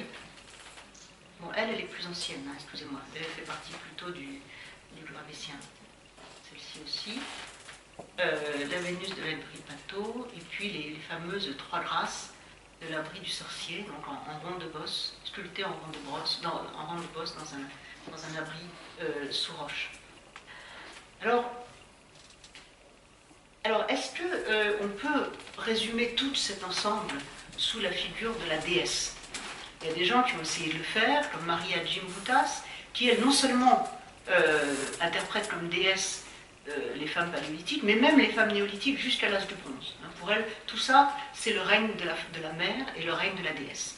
Alors il y a peut-être une vision un peu simpliste, hein, dans le fait d'abord de réunir toute cette période immense de la préhistoire, avec des modes de vie finalement très différents, sous l'espèce de cette déesse, Et il y a aussi peut-être quelque chose d'un peu anachronique et curieux dans le fait de prêter à ces civilisations paléolithiques une sorte de monothéisme féminin. En tout cas, je pense qu'il y a beaucoup de réserves à apporter à cette vision. Il n'empêche que l'art paléolithique, l'art pariétal et l'art mobilier est totalement habité par les figures féminines. On en trouve partout, même si elles ne sont pas en très grand nombre. On trouve aussi partout des symboles féminins, des vulves. Et on trouve, donc même dans la grotte Chauvet, hein, qui est la plus ancienne grotte ornée qu'on connaisse, où les peintures ont été datées jusqu'à 35 000 ans avant le présent, on trouve donc cette image qui nous montre le sexe d'une femme, les jambes, et cette partie du corps, un peu comme dans les statuettes, il n'y a pas de tête, il n'y a pas d'extrémité dessinée, mais il y a le sexe qui est mis en évidence. Alors, l'anthropologue Jean Testard, qui est décédé malheureusement il n'y a pas très longtemps, vient de publier, enfin c'est un livre posthume, qui a été publié, qui est un très beau livre, où il essaye d'étudier un petit peu sa façon rigoureuse, c'était un polytechnicien, il essayait de faire toujours des démonstrations extrêmement articulées. Il essaye d'étudier tous ces thèmes de l'art paléolithique. Il en arrive à la conclusion que, au fond, c'est cette figure de la femme, morcelée ou totale, qui est essentielle. Non pas comme figure réaliste, mais comme symbole. Et comme symbole de quoi ? Du jaillissement de la vie, de l'émergence de la vie, de la naissance, en quelque sorte. Et je pense qu'on peut, quand on va visiter des grottes ornées comme celle de Chauvet, comme la grotte de Lascaux, ou comme celle de Pêche-Mer, ou d'autres encore, on peut voir effectivement dans cette profusion d'images, dans ces magnifiques figurations, effectivement ce symbolisme du jaillissement de la vie. Voici par exemple un des panneaux les plus extraordinaires de la grotte Chauvet, qui nous dit peut-être que ce qui est montré dans la grotte, non seulement à travers ces figures, mais à travers la grotte elle-même, c'est la matrice d'où la vie émerge. Et il y a là probablement, je pense, une idée qui est assez forte et qui nous permet peut-être de comprendre ce symbolisme de l'art paléolithique habité par ces figures de femmes, par ces vulves, par ces parties du corps féminin qui se répètent sur les parois des grottes et qu'on voit aussi dans les figures sculptées. Donc il y a peut-être là tout un symbolisme qui n'est pas, qui ne signifie pas que les femmes forcément avaient le pouvoir, mais en tout cas qui nous disent quelque chose sur les religions de la préhistoire, leurs symboles, leur intérêt peut-être à cette créativité de la nature, à ce surgissement des êtres du monde. Voilà. Alors, je termine. Bon, ce que je vous ai dit ce soir, peut-être un peu trop vite, c'est d'abord que l'image de la femme préhistorique est presque inévitablement une projection de notre présent. Et ça, il faut le savoir, hein, depuis 150 ans. De façon inconsciente, on a projeté des images du présent sur la préhistoire, et puis de façon consciente aussi, parce que quand on s'est mis à vouloir mettre en avant la personne de la femme dominatrice, etc., c'est aussi peut-être une projection du présent, ou un désir du présent qui a été ainsi projeté. Donc il faut être bien conscient que la préhistoire est aussi construite à travers les projections, les valeurs d'aujourd'hui. Mais, cependant, ce que j'ai essayé de vous dire aussi, c'est qu'il est nécessaire d'approcher, et d'essayer d'approcher de la façon la plus rigoureuse possible cette condition féminine dans les sociétés de la préhistoire. C'est pas si facile que ça. Il y a quelques signes, quelques indices, quelques techniques, mais il ne faut pas éviter de porter cette interrogation et de les aborder, d'essayer de les aborder, ces femmes, dans ce qu'elles avaient de particulier, dans leur rôle propre et dans leur originalité. Et puis enfin, il faut peut-être aussi penser que ces sociétés préhistoriques étaient des sociétés comme les nôtres. Elles n'étaient pas, c'était pas la nature. Je pense que les sociétés humaines n'ont jamais été la nature. on parlait de la parenté tout à l'heure, hein, la parenté structure l'humanité de façon différente. Les interdits liés à la parenté structurent les sociétés humaines de façon différente des sociétés animales, même si elles sont d'une certaine façon dans la continuité, mais elles sont aussi dans la rupture. Et il me semble donc que ces sociétés de la préhistoire nous montrent des images de femmes, des rôles féminins qui pouvaient être multiples, dans des sociétés qui pouvaient être diversifiées. Et il me semble que en concevant ainsi ce qu'étaient les femmes dans la préhistoire, on ne peut que poser une sorte de continuité entre ce passé préhistorique très lointain et notre présent. Au fond, les questions qui nous intéressent et que nous posons à propos des femmes, des rôles masculins et féminins, c'est quel est le rapport des femmes à la reproduction, comment est-ce que nous pouvons vivre aujourd'hui cette reproduction, comment les femmes peuvent vivre leur rapport à la famille, aux enfants, au contrôle des naissances, le rapport des rôles entre les mères et les pères, etc., les grands-mères, etc. Et puis, on se pose aussi la question des rôles sociaux. Comment se fait ce partage, quelle division des tâches, quelle légitimation de cette division des tâches, hein, qui n'est pas forcément une légitimation naturelle. Et puis on se pose aussi la question du pouvoir, du rapport entre les sexes et de la manière dont se distribue le pouvoir. Et donc je pense qu'il faut insister sur cette continuité qui est celle de notre histoire, depuis la plus lointaine préhistoire jusqu'à aujourd'hui, même si ces peuples de la préhistoire, nous ne les connaissons qu'à travers des documents extrêmement fragiles, morcelés, dispersés, auxquels il faut essayer de donner un sens. Je vous remercie.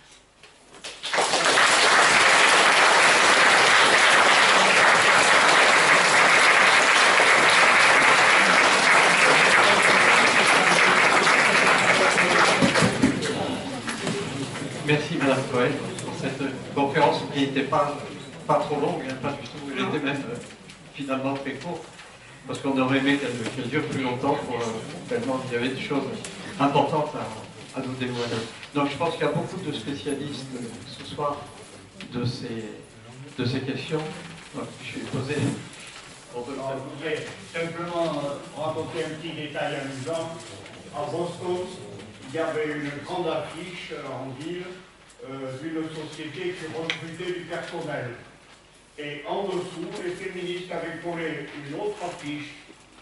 The right man for this place is a woman. Oui, et c'était dans quelle année? La bonne. Il y a une dizaine d'années. Ah oui, la personne qualifiée pour ce... Hein, l'homme qualifié pour cet emploi, c'est une femme, mais c'est intraduisible.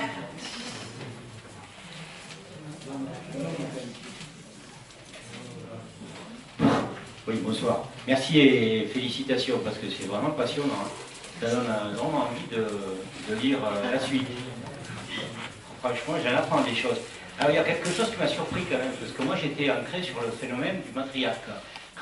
Je pense que dans une société, quelle qu'elle soit, à partir du moment où la création, la procréation est un élément fondamental de la survie de l'espèce, comme c'était le cas à cet âge-là, j'ai du mal à croire que le matriarcat, comme vous l'avez dit, n'ait jamais existé. C'est quand même des femmes qui étaient, je crois, l'élément moteur principal de toute tribu à cette époque-là. La deuxième chose que je voulais dire, j'en profite peut-être avoir la même question, mais c'est, vous nous avez dit qu'il est probable que beaucoup de femmes soient les fameuses artistes qui ont décoré toutes ces grottes. Il se peut que quelques femmes aient participé à la décoration des grottes. On a trouvé des traces. Voilà. On ne peut pas savoir la quantité, la majorité ou pas, mais en tout cas, il y avait des femmes. D'accord? Et probablement, derrière tout ça, vous l'avez dit aussi, l'aspect religieux, on dit qu'il y avait des prêtresses aussi. Probablement, n'est-ce pas? Bon. Et de l'autre côté, vous nous dites que les statuettes qu'on voit, qui ont probablement été aussi faites de mains de femmes, ben, qu'est-ce qu'on met en avant? Les seins, le ventre, la vulve, et pas du tout la tête. C'est quand même surprenant, ça. Oui. Alors, il y a beaucoup de choses dans votre question. Alors, l'histoire du matriarcat, je pense que bon, les ethnologues en général, tous les ethnologues aujourd'hui, s'accordent pour dire que le matriarcat n'existe dans aucune société actuelle. Aucune. Qu'il existe, alors peut-être qu'il y a un autre concept qu'il faut utiliser, c'est le concept de la matrilocalité ou de la matrilinéarité. La matrilinéarité, c'est le fait que les biens se transmettent par l'intermédiaire des femmes. La matrilocalité, c'est le fait que les familles se constituent au lieu d'origine des femmes. C'est-à-dire que les hommes qui épousent des femmes ou qui se lient à elles vont dans leur lieu d'origine.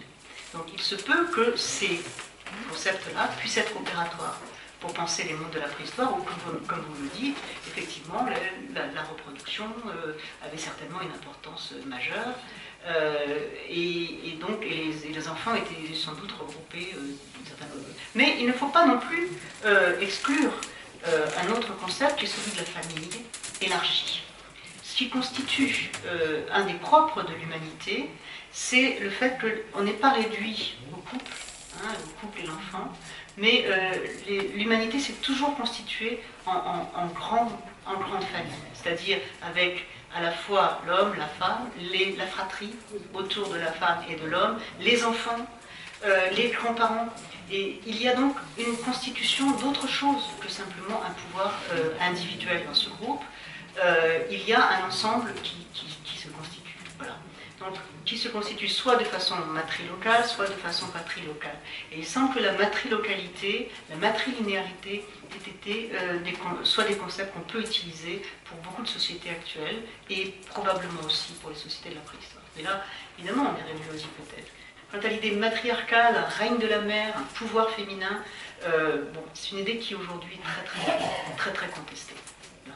Alors, quand la deuxième question que vous posiez concernait les prêtresses. Alors, effectivement, je pense que ce rôle des femmes comme maîtresses de la pharmacopée, par exemple, elles étaient souvent associées aux plantes, elles ramassaient les plantes, elles connaissaient les remèdes, elles connaissaient toutes sortes de choses curatives, et on peut très bien imaginer qu'elles étaient chamanes, et qu'elles avaient un rôle tout à fait important dans ces sociétés à ce titre. Alors quand vous dites il n'y a pas la tête, bon, il n'y a pas la tête, c'est vrai, la tête est parfois couverte d'une résille ou d'une grille, comme sur la Vénus de Willendorf. Bon, il y a plusieurs choses derrière ça. D'abord, nous, on a tendance à considérer que l'esprit, c'est dans la tête, mais il y a d'autres peuples qui considèrent que l'esprit, c'est dans le foie, ou dans le sexe, ou dans d'autres parties du corps.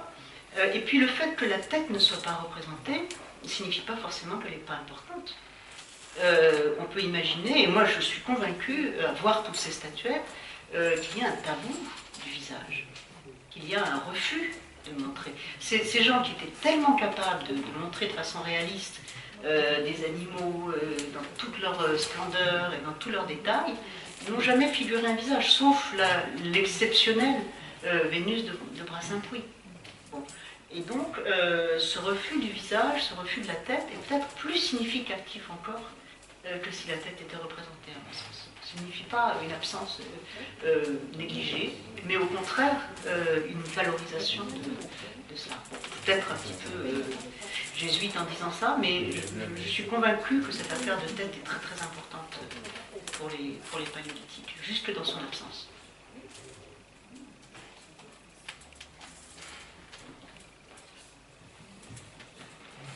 Bon, vous pouvez critiquer, hein, mais il faut obliger de... Alors c'est la femme collectrice, l'importance que ça a eu, non seulement pour les femmes évidemment, mais pour l'humanité tout entière. Vous nous dites effectivement qu'à un moment donné, d'ailleurs, elles avaient des corpulences semblables à celles des hommes. Donc on ne voit pas pourquoi c'était les hommes qui allaient chasser plus que les femmes. Donc là, le rôle de la femme pouvait être très important. D'autre part, vous nous dites que, et ça je l'ai découvert récemment, vous l'avez confirmé, c'est que les premiers hommes, eux, étaient surtout des charognards. Or, que je sache, le charognard, c'est plutôt un cueilleur. Il ne chasse pas. Il prend ce qu'il y a. Il ramasse. Donc les femmes étaient sans doute aussi importantes que les hommes à ce niveau-là, à cet âge-là. Donc tout ça pour dire que finalement, est-ce qu'il n'a pas existé une époque, on parle de matriarcat, de patriarcat, c'est-à-dire de pouvoir, de domination, est-ce qu'il n'a pas existé simplement un âge où il n'y avait pas du tout ce type de pouvoir, où hommes et femmes avaient été égaux, avec un grand T. Merci, c'est une très bonne remarque. Et effectivement, il y a aujourd'hui des gens qui ont forgé des thèses postulant que, effectivement, ce sont des sociétés très égalitaires, que ces sociétés paléolithiques, des chasseurs-cueilleurs paléolithiques. Effectivement, quand on regarde le dimorphisme sexuel, c'est-à-dire la différence de stature entre les hommes et les femmes, c'est aussi une indication des rapports de pouvoir qu'ils peuvent avoir entre eux, de rapports d'accès à la nourriture, aux protéines, et aussi, quand on voit les sépultures de femmes qui sont honorées, etc., on peut imaginer que des femmes avaient un statut social tout à fait bon et favorable. Alors, bon, c'est une hypothèse qui est faite. Maintenant, il ne faut pas aller jusqu'à penser qu'il s'agissait d'un âge d'or, que la préhistoire, c'est en quelque sorte l'âge d'or à partir de quoi, le paléolithique, tout s'est effondré au néolithique quand on a commencé à cultiver la terre et avec tout ce qui s'ensuit d'aliénation des femmes, de nombreuses progénitures, etc. Bon, on pourrait faire un modèle comme ça. Alors, moi personnellement, je serais plutôt, j'irais plutôt dans le sens que vous dites, c'est-à-dire d'une égalité plus grande et d'un milieu plus favorable à l'épanouissement des sexes.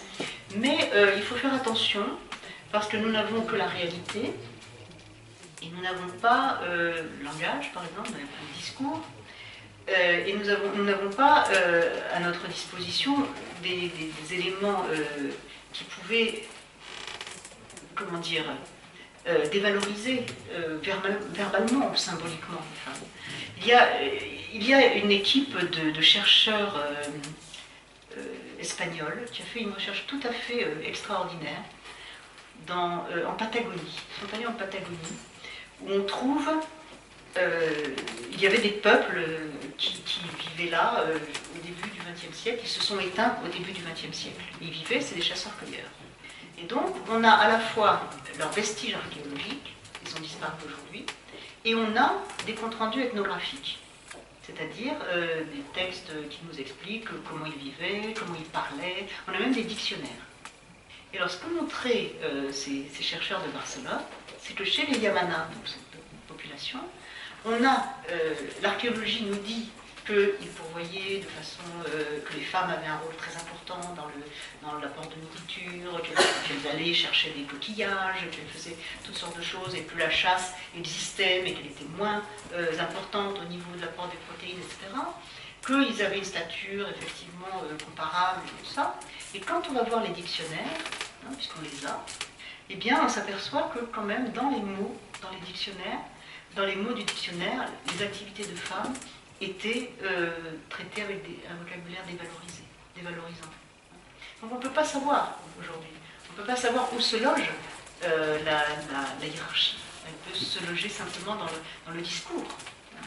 Si vous lisez, bon, je n'ai pas le temps de parler de ça, c'est un très très beau livre, le livre de Maurice Godelier qui s'intitule L'invention des grands hommes, très magnifique livre, où il étudie les parouillas de Nouvelle-Guinée. Et alors il montre ça, il montre que les femmes sont tout à fait bien prises, ont des rôles très importants dans la collectivité, etc.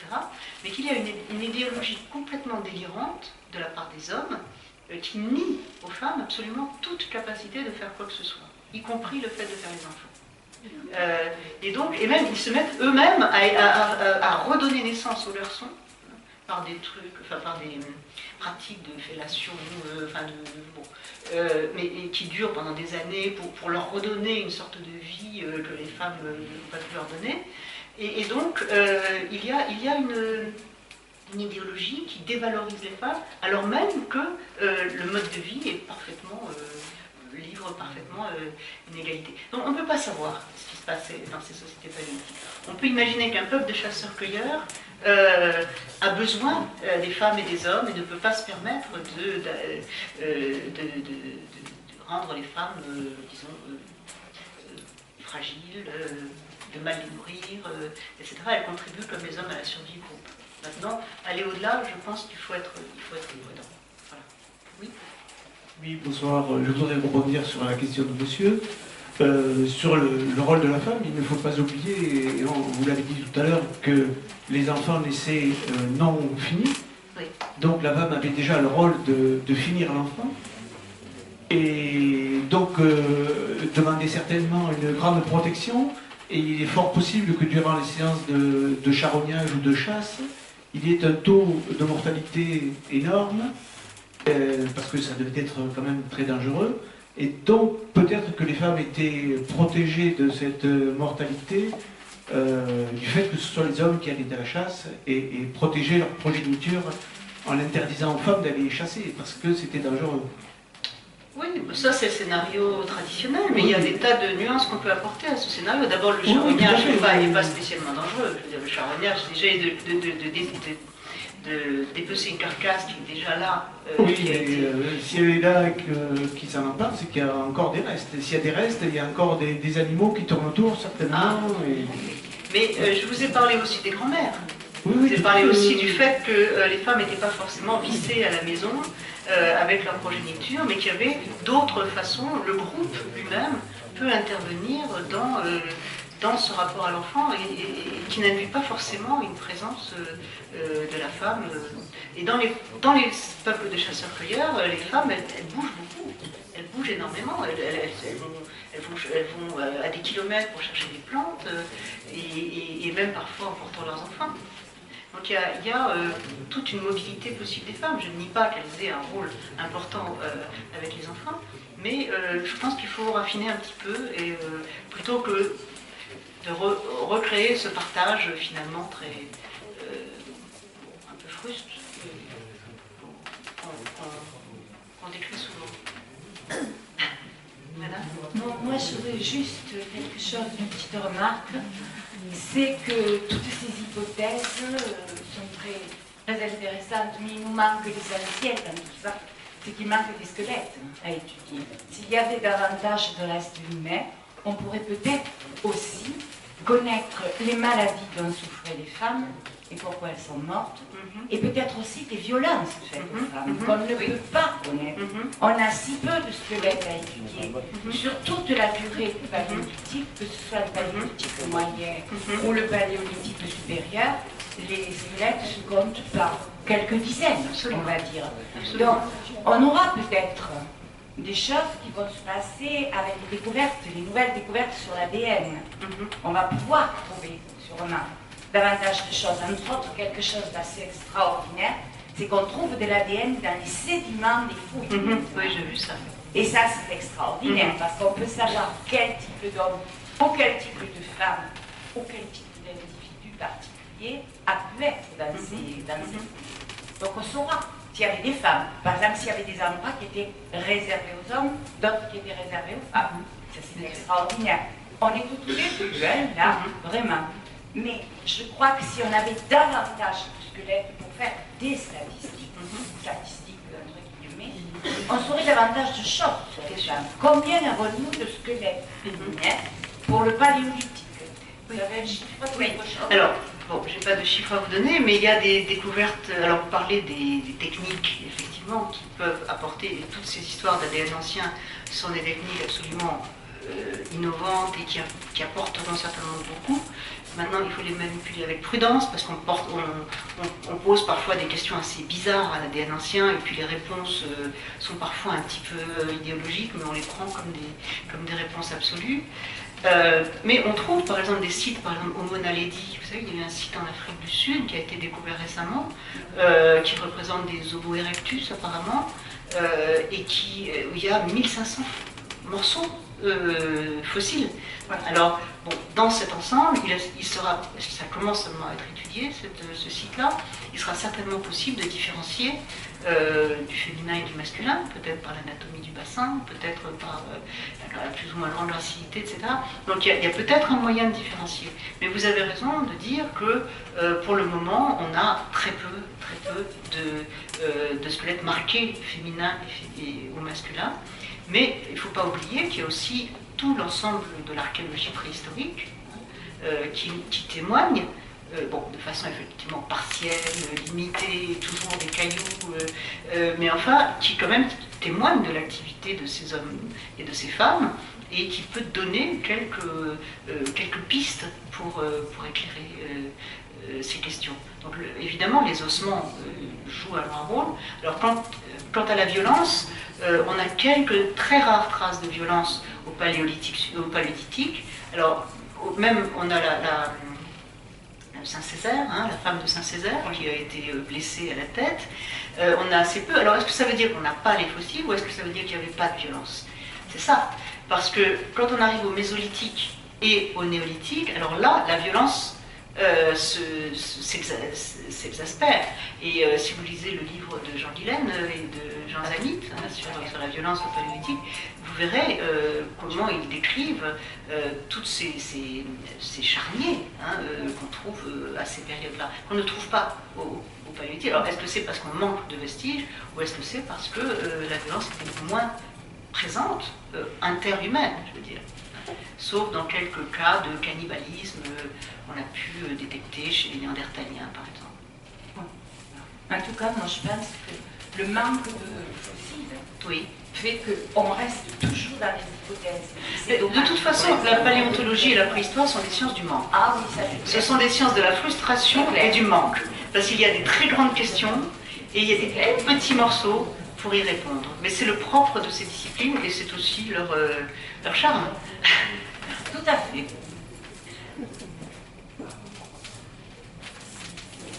Bonsoir. En fait, j'avais une question plutôt concernant les hybridations qu'il y a eu entre espèces, Homo sapiens, Néandertal, devant.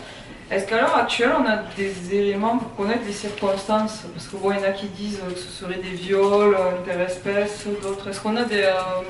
Est-ce qu'on a quelque chose qui permet de dire... Comment ils s'y sont pris, je ne sais pas. Mais en tout cas, il y a quelques hypothèses sur, en particulier, les lieux de cette hybridation possible. Alors, on pense que le Moyen-Orient, effectivement, est une des plaques stratégiques où les Homo sapiens et les Néandertaliens se sont rencontrés.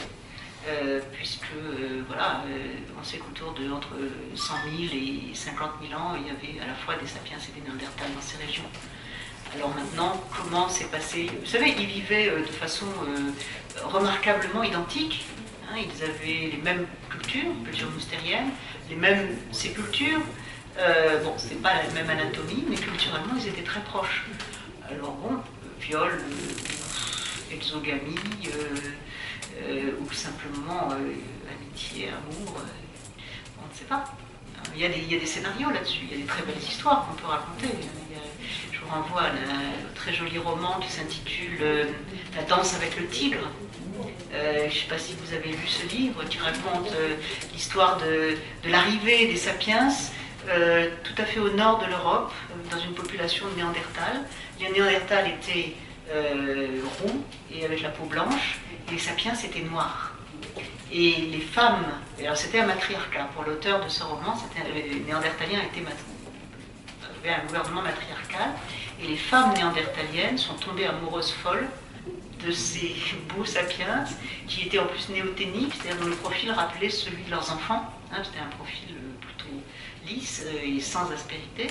Et donc elles sont tombées en amour et donc elles ont voulu épouser ces beaux sapiens, mais malheureusement l'hybridation était stérile, ce qui expliquerait la fin des Néandertals, dans ces régions en tout cas, selon cet auteur. Voilà, c'est un roman, hein, mais on est livré au roman dans ce genre de questions. Hein, comment ça s'est passé? Pour Néandertal, la disparition de Néandertal, il y a des hypothèses quand même... je dévie. Non, la disparition de Néandertal, à l'heure actuelle, il y a quand même des hypothèses...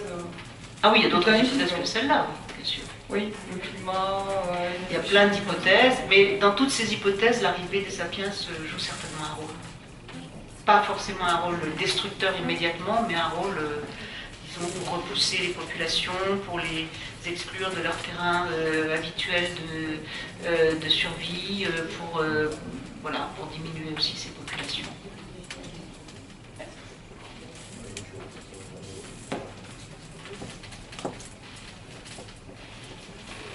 Alors, encore une question ? plus aucune? Monsieur est décidément très intéressé. Non, mais c'est passionnant, hein, c'est intéressant. Non, parce que vous venez de parler de quelques cas de cannibalisme. Oui. Bon, moi, j'ai lu quelque part que le cannibalisme, c'était pratiquement la règle générale sur la planète. C'était coordonné. Oh, voilà, on n'aurait pas survécu. Ben oui, sauf que les tribus s'attaquaient, ce qui voudrait dire qu'il y avait une chasse à l'homme ou une guerre entre hommes. Et donc, justement, la question, c'était de savoir si les femmes, qu'advenait-il des femmes dans ces cas-là? Quand une tribu s'emparait d'une autre, est-ce que, justement, l'image que vous disiez tout à l'heure, qu'on a tous en tête, de cette espèce de sauvage qui tire une femme par les cheveux, hein, je pense que de ce point de vue-là, si les hommes, s'il y en avait un qui passait à la marmite, c'était les hommes, et celle qui passait au lit, c'était... je ne sais pas s'il y avait des Dis lignes. donc, vous avez des visions expérimentielles. Alors, bon, je pense qu'il y a... Bon, l'histoire du cannibalisme généralisé, je crois pas que ce soit fondé de quelconque façon. On connaît quelques sites de cannibalisme, surtout dans les périodes néandertaliennes. Mais bon, c'est pas la totalité des sites néandertaliens. Au contraire, il y a même des sites où il y a des sépultures, où il y a des personnes âgées qu'on a gardées malgré leurs infirmités jusqu'à un certain âge. Enfin, il y a quand même un respect d'autrui chez les néandertaliens. On passe pas son temps à se manger entre soi. Alors, maintenant, ce que vous dites, la deuxième partie de votre remarque est intéressante. Qu'est-ce qui se passait, alors plutôt à partir du Mésolithique, qu'est-ce qui se passait quand il y avait des conflits? Ce que raconte Guylaine en particulier, c'est que les femmes et les enfants étaient souvent justement massacrés. Hein. Peut-être parce que lorsqu'il y avait des guerres, on pouvait les prendre et puis les tuer après en représailles. Voilà. Donc il semble qu'il y ait eu des massacres de femmes et d'enfants assez fréquents dans ces populations. Voilà. On n'a pas changé peut-être. Malheureusement, les choses continuent. Je ne voudrais pas terminer sur ce point triste.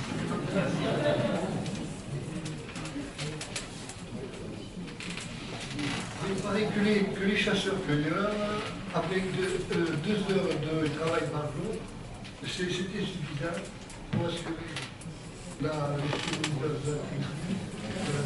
la tribu. Oui. Donc, vous avez du temps pour la cohabitation, pour les relations sociales, etc. Oui. Ah oui, je suis convaincue que vous avez raison, monsieur. Je pense, bon, alors il y a toujours l'idée de l'âge d'or qui est... Il y a un très beau livre de Marshall Salins qui a été intitulé « Âge de pierre, âge d'abondance ».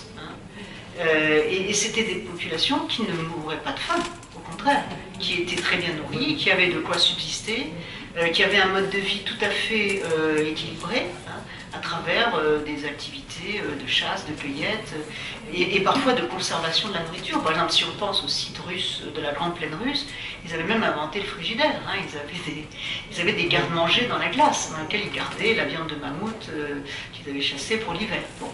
Et donc, effectivement, on peut imaginer que ces populations paléolithiques, du paléolithique supérieur, j'entends, étaient des populations qui avaient moins besoin de travailler, de subvenir à leurs besoins, et qui disposaient de loisirs.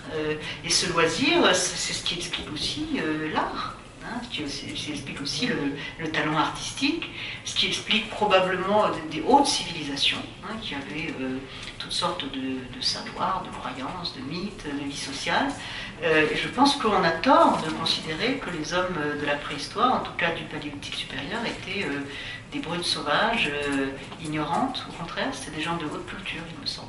Et c'est pour ça aussi qu'il me semble important de penser la place des femmes dans ces civilisations, non pas comme juste un objet de violence, mais comme un acteur à part entière. Et maintenant, avec toutes les techniques, il faut travailler 60 heures par semaine. Ben voilà. Bon, oui. À partir du néolithique, la vie est devenue plus difficile. Et on constate d'ailleurs à partir du début du néolithique qu'il y avait peut-être une alimentation des carences alimentaires plus importantes que celles qui pouvaient avoir existé avant.